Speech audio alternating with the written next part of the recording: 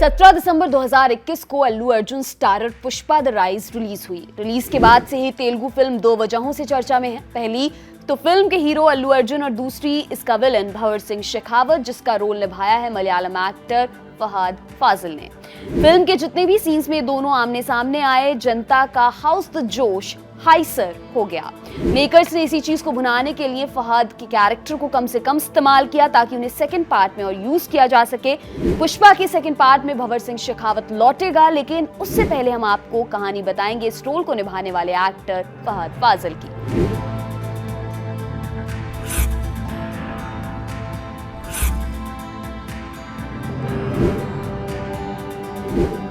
फहद पर बात शुरू करने से पहले मलयालम सिनेमा के एक और सुपरस्टार की बात करनी होगी, मोहनलाल। मलयालम सिनेमा के इतिहास में इनके नाम पर एक अलग से चैप्टर लिखा जाएगा। कुछ ऐसा कंट्रीब्यूशन है इनका। 1980 में डेब्यू किया और अब तक इंडस्ट्री पर राज कर रहे हैं। अभी हाल ही में आई दृश्यम 2 की वजह से तो आज की तारीख में इनका हिंदी बेल्ट में भी भौकाल टाइट है। मोहनलाल ने जिस फिल्म से डेब्यू किया उसका नाम था मंजिल विरिंजा पूकल। फिल्म के डायरेक्टर थे फाजिल। अब तक 30 से ज्यादा फिल्में बना चुके हैं। मोहनलाल कुंचको बोबन और नगमा जैसे एक्टर्स को इंडस्ट्री में इंट्रोड्यूस कर चुके हैं। ठीक ऐसे ही 2002 में एक और एक्टर को इंट्रोड्यूस किया, अपने बेटे यानी फहद फाजिल को। फिल्म थी कय्येतम दूरत, एक रोमांटिक कॉमेडी जहां सुपरस्टार ममूटी ने भी कैमियो किया, लेकिन फिल्म कुछ कमाल नहीं कर पाई। कमर्शियल और क्रिटिकल फेलियर साबित हुई। उस समय फहद की उम्र थी महज 19 साल।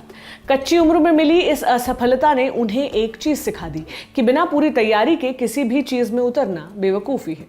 उस पॉइंट पर फहद जानते थे कि उन्हें एक्टिंग नहीं आती। इसी वजह से फिल्म को मिले रिस्पॉन्स के लिए उन्होंने कभी अपने पिता को ब्लेम नहीं किया। चाहते तो आगे और फिल्में कर सकते थे, करियर के शुरुआती पड़ाव में कमर्शियल सक्सेस देख सकते थे, लेकिन उस सक्सेस से एक अलग फहद बनकर तैयार होता, एक अलग किस्म का एक्टर, वो फहद नहीं जिसे आज हम जानते हैं। और ऐसा वो खुद मानते हैं। इसलिए उन्होंने एक्टिंग से ब्रेक लिया, छोटा मोटा नहीं, 7 साल का ब्रेक। इस दौरान अपनी पढ़ाई पूरी की, आगे पढ़ने के लिए अमेरिका चले गए। उनके इस कमबैक से पहले के दिनों का भी एक किस्सा है, वो भी आपको बताते हैं। फहद अमेरिका से इंजीनियरिंग की पढ़ाई कर रहे थे। उन दिनों में उनका निकुंज नाम का एक दोस्त था। दोनों में एक चीज कॉमन, दोनों को इंडियन फिल्म्स देखना पसंद था, पर आसपास इंडियन फिल्म्स देखने का कोई जुगाड़ नहीं था। कॉलेज कैंपस के पास एक पाकिस्तानी ग्रोसरी शॉप थी। दोनों अक्सर फिल्म रेंट पर लाने के लिए वहीं जाते थे। वीकेंड पर फिल्म देखने का मन हुआ, पहुंच गए शॉप पर। स्टोर के ओनर खालिद भाई भी इन दोनों लड़कों और इनके इंडियन सिनेमा के प्रति क्रेज से वाकिफ थे। जाते ही इनके हाथ में एक डीवीडी थमा दी। फिल्म थी यूं होता तो क्या होता। फहद की नजर पड़ी डायरेक्टेड बाय वाले हिस्से पर, जहां नसीरुद्दीन शाह का नाम लिखा था। ये इकलौती फिल्म थी जो नसीर साहब ने डायरेक्ट की थी। खैर, फहद और निकुंज फिल्म लेकर आ गए। फिल्म शुरू हुई और कुछ ही देर बाद सलीम राजाबली नाम के किरदार की एंट्री हुई। फहद की नजर उस किरदार पर अटक गई, ऐसी कि फिल्म के नैरेटिव का आभास ही नहीं रहा। सलीम के रूप में ऐसे एक्टर को देख रहे थे जो स्टाइलिश था, चार्मिंग था और सबसे बड़ी बात ओरिजिनल था। फहद ने पूछा कि एक्टर कौन है। सामने से जवाब मिला, इरफान खान। फहद ने यह नाम पहले कभी नहीं सुना था, लेकिन फिल्म देखने के बाद यह नाम उनके जहन से फिर कभी नहीं निकला। आगे इरफान की फिल्में ढूंढ ढूंढ कर देखी। कहानी से उन्हें कोई मतलब नहीं होता, वो बस स्क्रीन पर इरफान को अपना कमाल करते देखते, वो भी बिना किसी एफर्ट के। देखकर लगने लगा कि यार, एक्टिंग इतनी भी मुश्किल नहीं जितना समझते थे। यही सोचकर एक फैसला लिया, इंजीनियरिंग से तौबा कर इंडिया लौटने का, फिर से अपना एक्टिंग करियर शुरू करने का। इंडिया भी लौट आए। इरफान ने फहद की जिंदगी बदल के रख दी थी। आज वो जैसे भी कलाकार हैं, इसका श्रेय वो इरफान को देते हैं। उस दुकान से रेंट पर ली गई डीवीडी को देते हैं। लेकिन फहद के मन में एक मलाल रह गया। जिस आदमी ने उनकी जिंदगी बदली, उससे वो कभी मिल नहीं पाए, उनका शुक्रिया अदा नहीं कर पाए। 2009 में एक मलयालम फिल्म रिलीज हुई, केरला कैफे। 10 कहानियों में बटी एंथोलॉजी फिल्म। इन्हीं में से एक कहानी थी मृत्युंजम, थ्रिलर स्टोरी जहां एक जर्नलिस्ट पुराने घर की जांच करने पहुंचता है। करीब 7 साल बाद फहद ने इस जर्नलिस्ट के रोल से अपना कमबैक किया। फिल्म में मम्मूटी, पृथ्वीराज सुकुमारन और सुरेश गोपी जैसे एक्टर्स भी थे। बावजूद इसके फहद ने अपना काम नोटिस करवा दिया, जनता को बता दिया कि पूरी तैयारी करके उतरे हैं। बस फिर क्या था, उनके हिस्से ऑफर्स आने लगे। अगले ही साल 3 फिल्में दे डाली, प्रमणी, कॉकटेल और टूर्नामेंट। लेकिन उनके करियर की दिशा बदली 2011 में आई चप्पा कुरिशु ने। सिर्फ उनके करियर की ही नहीं बल्कि कमर्शियल मलयालम सिनेमा की भी। फिल्म में फहद ने एक ग्रे कैरेक्टर निभाया जिसने अब तक चली आ रही टिपिकल मेल हीरो वाली इमेज को बदल कर रख दिया। अपने हिसाब से किरदार में नुआंस जोड़े और उसे रिलेटेबल बनाया। इसी कोशिश की बदौलत केरला स्टेट अवार्ड से भी नवाजे गए। चप्पा कुरिशु में उनके काम को इतना पसंद किया गया कि एक बार फिर फहद के हिस्से ऐसा ही किरदार आया। फिल्म थी 2012 में आई 22 फीमेल कोटायम, एक रिवेंज थ्रिलर जहां फहद ने एक नेगेटिव किरदार निभाया। क्रिटिक्स और ऑडियंस दोनों से बराबर तारीफ मिली, यहां तक कि बेस्ट एक्टर का फिल्म फेयर अवार्ड भी उन्होंने जीता। फहद के रोल के अलावा चप्पा कुरिशु को एक और चीज के लिए याद रखा जाता है, अपने 2 मिनट लंबे किसिंग सीन के लिए। फिल्म के एक्टर्स फहद फाजिल और रम्या नंबीसन के बीच का सीन, उस समय का मलयालम सिनेमा इंटीमेट सीन्स को लेकर इतना लिबरल नहीं था। जाहिर है ऐसे सीन पर विवाद तो होना ही था और हुआ भी, खूब हल्ला कटा। लेकिन यह भी कहा जाता है कि इसी सीन के बाद कमर्शियल मलयालम सिनेमा स्क्रीन पर इंटीमेट सीन दिखाने में कंफर्टेबल भी हो गया। 2012 खत्म होते होते फहद के हिस्से कई थ्रिलर फिल्में आ चुकी थी। फिर आया 2013, सोचा कि अपनी फिल्मोग्राफी में वेरिएशन लाया जाए। सिनेमेटोग्राफर राजीव रवि भी उस समय डायरेक्शन की दुनिया में कदम रखना चाहते थे। राजीव रवि वही शख्स हैं जिनके कैमरे से आपने गैंग्स ऑफ वासेपुर, उड़ता पंजाब, देव डी और बॉम्बे वेलवेट जैसी फिल्में निकलती देखी हैं। खैर, राजीव उस पॉइंट पर अन्नयम रसूलम बना रहे थे। लीड रोल के लिए फहद को अप्रोच किया, फहद मान गए। कहानी सिंपल सी थी, सिंपल पर टिपिकल नहीं। एक मुस्लिम लड़का जो एक क्रिश्चियन लड़की से प्यार करने लगता है। जाहिर है घर वाले नहीं मानते, इसके बाद इनके रिलेशनशिप में क्या मोड़ आता है, यही फिल्म की कहानी थी। फिल्म में एक्शन और कॉमेडी की कोई गुंजाइश नहीं थी, जिस कारण फहद को मौका मिला अपनी इमोशनल साइड को एक्सप्लोर करने का, जो उन्होंने बखूबी किया भी। हर सीन में अपना मार्क छोड़ा, खासतौर पर फिल्म के क्लाइमैक्स में। इतना मार्मिक था कि जिसने भी देखा पहले अपनी आंखें पोंछी, फिर जी भर कर फहद की तारीफ की।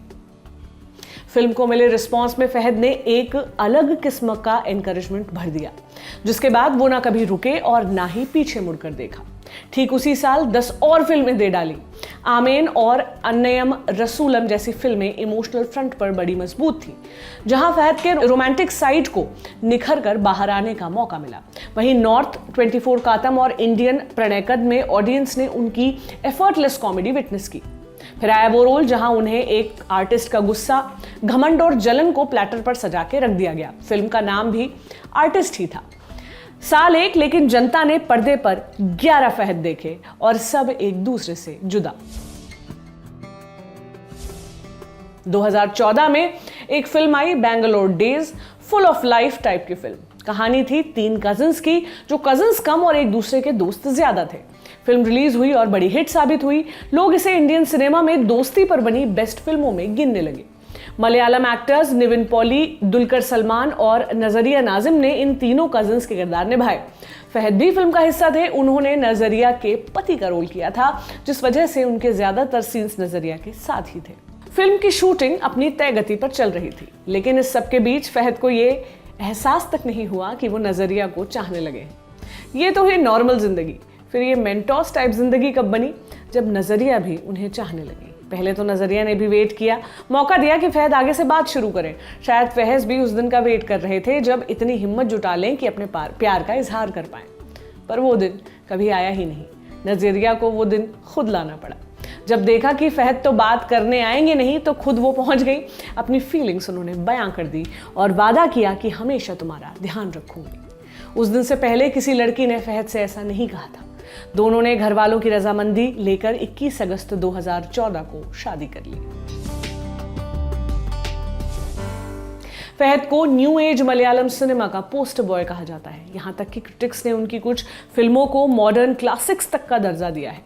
उनकी इसी बेहतरीन फिल्मोग्राफी में से हमने कुछ फिल्में चुनी, खास आपके लिए, जिन्हें हम आपके साथ शेयर कर रहे हैं। पहली फिल्म है तोंडी मुदलम द्रिसाक्षियम, जो आई थी 2017 में। श्रीजा और प्रसाद की नई शादी हुई है। दोनों एक बस जर्नी पर निकले हैं अपनी लाइफ के नए चैप्टर की शुरुआत करने। यहाँ कहानी में ट्विस्ट आता है जब बस में श्रीजा की सोने की चेन चोरी हो जाती है और चोर का नाम भी प्रसाद है। अब इस चोर को पुलिस स्टेशन ले जाया जाता है, लेकिन वहां पहुंचने से पहले ही महाशय चेन निगल लेते हैं। आगे पुलिस क्या करती है और क्या कभी चेन मिल भी पाती है या नहीं, ये फिल्म की कहानी है। यहाँ चोर प्रसाद का रोल फहद ने ही किया है। फिल्म की ज्यादातर कहानी पुलिस स्टेशन में सेट है, बावजूद इसके ये ऑडियंस पर अपनी पकड़ ढीली नहीं पड़ने देती। फिल्म में एक्टर्स की परफॉर्मेंस की खूब तारीफ हुई है। मैंने आज तक ऐसी शानदार परफॉर्मेंस नहीं देखी। फिल्म को लेकर ये कहना था मासूम और मिस्टर इंडिया के डायरेक्टर शेखर कपूर का। फिल्म ने 3 नेशनल अवार्ड अपने नाम किए और 2017 की बेस्ट इंडियन फिल्मों में शुमार हुई। दूसरी फिल्म नॉर्थ 24 कातम जो आई थी 2013 में। ये कहानी है हरिकृष्णन की। ओसीडी से जूझता एक सॉफ्टवेयर इंजीनियर, उसके कलीग्स उससे परेशान रहते हैं, उसके साथ काम करना पसंद नहीं करते। तभी कंपनी का एक ज़रूरी प्रोजेक्ट आता है जिसके लिए हरि को त्रिवेंद्रम भेजा जाता है, लेकिन पहुंचने से पहले उसे रास्ते में 2 अजनबी मिलते हैं जो हमेशा के लिए उसकी लाइफ और लाइफ के प्रति उसका नज़रिया बदल देते हैं। फिल्म ने बेस्ट फिल्म का नेशनल अवार्ड जीता। हरिकृष्णन बने फहद का भी काम ऑडियंस और क्रिटिक्स ने खूब पसंद किया। अगली फिल्म है ट्रांस जो आई थी 2020 में। मेरे करियर का सबसे थका के रख देने वाला रोल, ऐसा कहना था खुद फहद का। फिल्म में फहद एक मोटिवेशनल स्पीकर बने हैं जो आगे जाकर बड़ा स्पिरिचुअल लीडर बन बैठता है। बेसिकली ये फिल्म खोखले स्पिरिचुअल लीडर्स के घोरक धंधे पर बनी है कि कैसे ये लीडर्स लोगों को जैसी जिंदगी जीने से रोकते हैं वैसी जिंदगी ये खुद जीते हैं। इनका किरदार गजब का है, ऐसा कि सुनने वाला इनके अलावा किसी और की ना सुने, सम्मोहित कर लेता है, तड़पा कर रख देता है। कुछ ऐसा ही असर होता है ऑडियंस पर भी। फिल्म में नजरिया भी इनके साथ है। अगली फिल्म महेशंते प्रतिकारम जो आई थी 2016 में। केरला के इडुक्की जिले में सेट एक खूबसूरत सी फिल्म। कहानी है महेश की। अपने पिता और पेट डॉग के साथ रहता है और फोटो स्टूडियो चलाता है, सबसे बनाकर चलने वाला इंसान। अचानक एक दिन उसके पड़ोसी का किसी से झगड़ा हो जाता है। महेश मामला सुलझाने उतरता है तो बदले में उसी की पिटाई हो जाती है। सबके सामने शर्मिंदगी महसूस होती है। अजीब सी कसम खाता है, जब तक बदला नहीं ले लेगा तब तक चप्पल नहीं पहनेगा। बदला ले पाता है या फिर पूरी जिंदगी नंगे पांव ही रहता है, यही आगे की कहानी है। लेकिन फिल्म की कहानी सिर्फ महेश के बदले तक सिमट कर नहीं रहती, बीच में बहुत कुछ घटता है ऐसा जो हमेशा के लिए जिंदगी की छोटी छोटी चीजों के प्रति उसका नजरिया बदल देता है। फिल्म देखने के लंबे अरसे बाद भी जब महेश को याद करेंगे तो चेहरे पर एक मुस्कान अपनी जगह ढूंढ ही लेगी। अगली फिल्म कुंबलंगी नाइट्स जो आई थी 2019 में। फहद फाजिल के banner Fahadh Faasil and friends के तले बनी फिल्म। 4 भाइयों की कहानी, साजी, फ्रैंकी, बॉबी और बॉनी। चारों में हमेशा खींचतान चलती ही रहती है। इसी बीच बॉबी को गांव में रहने वाली बेबी से प्यार हो जाता है। बॉबी के भाई भी उसके साथ खड़े हो जाते हैं, दोनों को मिलवाना चाहते हैं। लेकिन एक प्रॉब्लम है, बेबी का जीजा यानी शम्मी जो बॉबी को बेबी के लायक नहीं मानता। क्या ये भाई बॉबी को बेबी से मिलवा पाते हैं या नहीं, और क्या खुद अपने फासले खत्म कर एक छत के नीचे आ पाते हैं या नहीं, यही फिल्म की कहानी है। फहद ने इस फिल्म में जीजा शम्मी का रोल किया था। शम्मी एक शक्की और सन की किस्म का इंसान है जो अपने इमोशनल हैंडल करने में असमर्थ है, ना सुनने का आदी नहीं, और जब सुनने को मिले तो छोटे बच्चे की तरह दीवार से सिर टिकाकर कोने में खड़ा हो जाता है। शम्मी एक टिपिकल विलन नहीं है, हाथ का काम आंखों से लेता है। नजर ऐसी पैनी की गलती चाहे खुद की ही हो, लेकिन फिर भी सामने वाले से माफी मंगवा ले। फहद को अपने इस रोल के लिए केरला स्टेट फिल्म अवार्ड भी मिला। इस एपिसोड की लिमिटेड लेंथ की वजह से फहद की सारी कमाल की फिल्मों को जगह देना मुमकिन नहीं, इसलिए हो सकता है हमसे कुछ नाम मिस हुए हो। बाकी कमेंट करके बताइए कि आपकी फेवरेट फहद फाजिल की फिल्म कौन सी है। आपके लिए आज के इस एपिसोड की स्क्रिप्ट लिखी थी हमारे साथी यमन ने। आज का एपिसोड कैसा लगा ये हमें जरूर बताइए। अपने फीडबैक पर, आपके फीडबैक पर हम काम करेंगे। आपसे मुलाकात होगी मैटिनी शो के अगले एपिसोड में। तब तक के लिए शुक्रिया। इंग्लिश वाली कौन सी फिल्में पक्के से देखनी है ये बताओ। जानने के लिए लाइक और सब्सक्राइब करें लल्लन टॉप सिनेमा।